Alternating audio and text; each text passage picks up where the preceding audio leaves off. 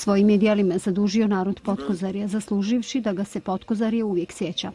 Jedan od mještana koji je lično poznavao doktora Stojanovića je Slavko Pecalj.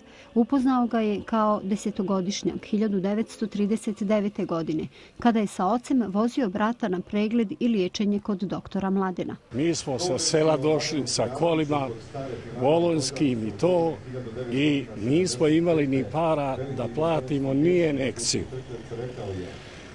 To nas je posebno ganulo što je doktor Mladen pregledao ga i rekao: težače, evo ti pare, odi u apoteku i donesi mi injekciju.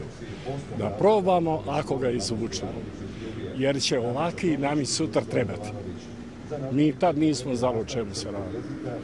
I zaista se dogodilo tako da je brat ozdravio i da je otišao u partizane odmah prvih dana kao i Mladen. I istina, nažalost, poginuo je 1943. godine. I Mladena sam viđao poslije, ali rijetko smo dolazili tu, jer je to bilo teško, ali tako se po selu pričalo da je on sirotinski doktor. Tako smo ga upoznali, jer je bio jedan gazda, doktor Zgaga, koga su bježali, nisu mogli da plate jer je bio skup. Mladen Stojanović porijeklom je iz svešteničke porodice koja je ostavila duboki neizbrisiv trag u revolucionarnom i u duhovnom, ali i kulturnom i sportskom životu Prijedora.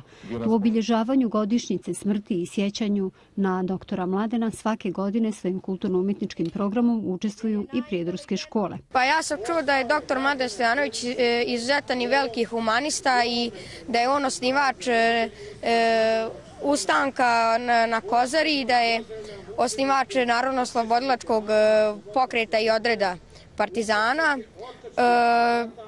i da je veliki heroj. Članovi opštinske organizacije Sugnora ističu da nikada neće zaboraviti legendarnog komandanta, heroja i vođu kozarskih partizana.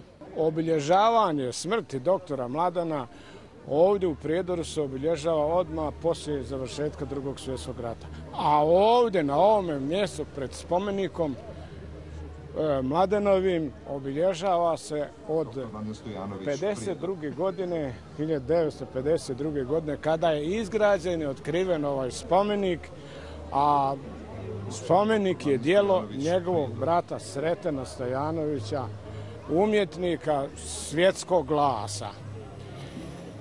Da kažem, vi znate da je Mladen tragično završio u Jošavci 1942. godine. Poslije sve pohvale u organizaciji Kozarskog partizanskog odreda i uspjeha kozarskih partizana koji su oni postigli. Mladen je tada od strane više komande koja je vodila borbu, da kažem, prekomandovan za načelnika operativnog štaba za Bosansku krajinu. I na toj dužnosti je bio kada je ranjen, a ranjen je 5. marta 1942.